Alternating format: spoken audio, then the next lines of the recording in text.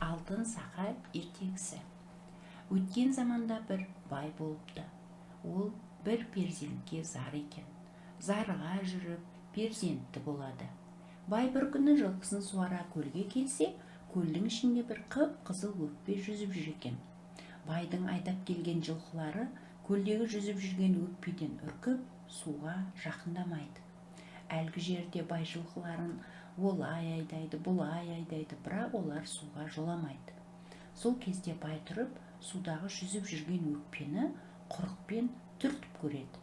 Өкпе суға батып кетеді де, алдан уақыттан соң жалмауыз кемпір боп судан шығып, байдың жағасынан ала кетеді.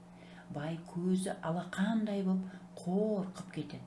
Бай жалмауыз кемпірге: ат басындай алтын берейін, мені қоя бер дейді.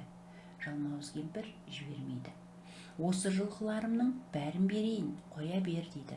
Кемпір көнбейді.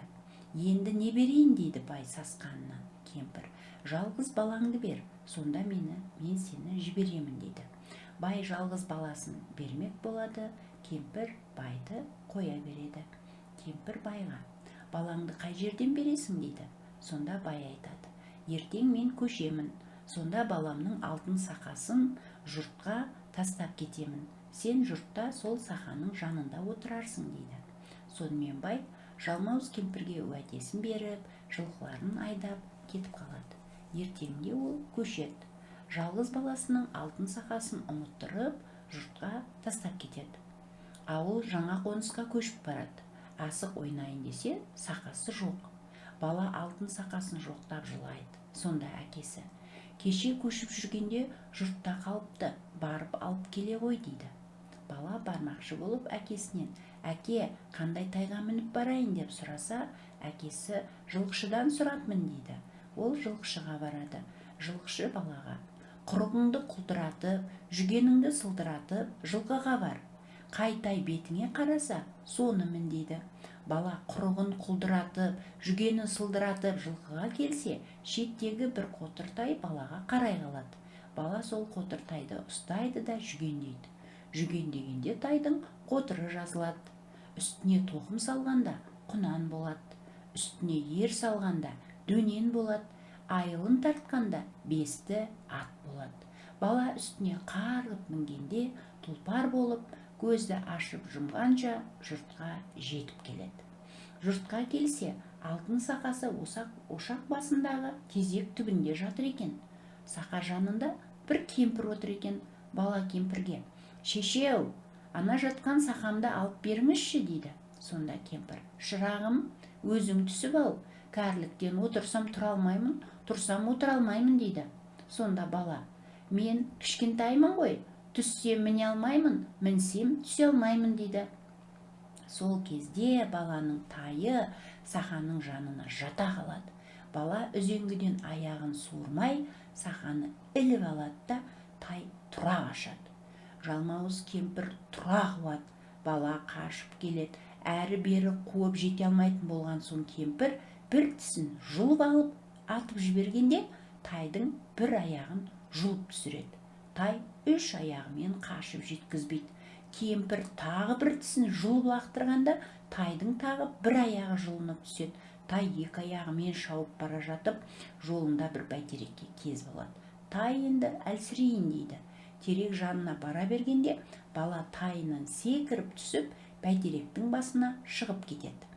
Жалмауыз кемпір бәйтеректің түбін қаза бастайды. Кешке дейін қазады. Bir кезде бір қызыл түлкі келеді да кемпірге: шеше, шаршаған екенсіз, мен қаза тұрайын, сіз ұйықтап дем алыңыз дейді. Кемпір жатады. Түлкі тісті суға атып, лақтырып жібереді да, қазған шұңқырды қайтадан бітеп, өзі кетіп қалады. Кемпір тұрса, тісі де жоқ, түлкі де жоқ. Ой дейді да, кемпір тағы бір тісін суырып алып, кетпен қылып бәйтеректің түбін қаза береді. Бір уақытта оған бір түлкі келеді: шеше, кетпеніңді маған берсейші, сен шаршаған шығарсың, мен қазайын дейді. Сонда жалмауыз кемпір: сен кетпенімді алып қашып кетесің дейді. Сонда түлкі: жоқ, мен алып қашып кетпеймін, Ол қырдың қызыл түлкісі, мен сайдың ақ түлкісімін. Баяғыда бұл баланың әкесі аң аулап жүргенде мені қуып, соға жаздаған. Сондықтан бұл балада менің кегім бар дейді. Жалмауыз кемпір түлкінің сөзіне сенеді да тағы кетпенді түлкіге беріп, өзі ұйқыға кіріседі. Түлкі тағы да кетпен боп тұрған жалмауыздың тісін суға лақтырып жібереді да шұқырды бітеп, өзі қашып кетеді. Кемпір тұрса, тағы да кетпені де жоқ, түлкі де жоқ. Алда, ойбай-ай, алдаған екен ғой деп, тағы да бір тісін суырып, кетпен қылып, бәйтеректің түбін қаза береді. Сонда кемпір аузын ашса, бір-ақ тісі қалыпты. Кемпір бәйтеректің түбін қаза-қаза құлатуға жақындайды. Бір заманда баланың төбесінен бір топ қарға өтеді. Бала қарғаларды көріп: «Ау, қарғалар, қарғалар, қанатымен жорғалар, жайлаудағы 5 төбетіме хабар айта кет, мені жалмауыз кемпірден арашалап алсын» дейді. Сонда қарғалар қар-қар кетеді да ұшып кетеді. Бір мезгілде үйректер төбеден ұшып өтеді. Бала оларға да айтады. Олар да үндемей ұшып кете береді. Бір мезгілде бір қарлығаш бәйтеректің төбесінен әрлі-берлі ұшып жүреді де баланың төбесіне келіп қонады. Бала жылап тұрып бұған да тапсырады. Бұрын бала қыстауындағы ұя салған қарлығаштың балапандарына тимей, бұларға жақсылап өсіріп, ұшырып жіберген екен. Сондықтан бала қарлығашпен дос екен. Сонымен қарлығаш баланың төбеттеріне тапсырғанын айтып барады. Осындай пәлен деген жерде бәйтеректің басында бала тұр. Бәйтеректің түбін жалмауыз кемпір қазып жатқандықтан енді құлатуға таяу тұр деп қарлығаш баланың төбеттеріне айтып барады. Мұны естіген соң төбеттер шапқаннан шауып отырып бәйтерекке келеді. Сол кезде бәйтерек те жерге құлайды. Баланың төбеттері жалмауыз кемпірдің қолын қол, бұтын бұт қылып, жүн-жүнін шығарып талап тастайды. Бала төбеттеріне кезек-кезек мініп, еліне аман сау жетеді. Бала жалмауыздан аман сау құтылып келгеніне әке-шешесі қатты қуанып, ел жұртын жиып, үлкен той қылады. Бұдан былай неше күндер өткен соң, баяғы жалмауыз кемпірдің қызы құлаған бәйтеректің жанына келеді.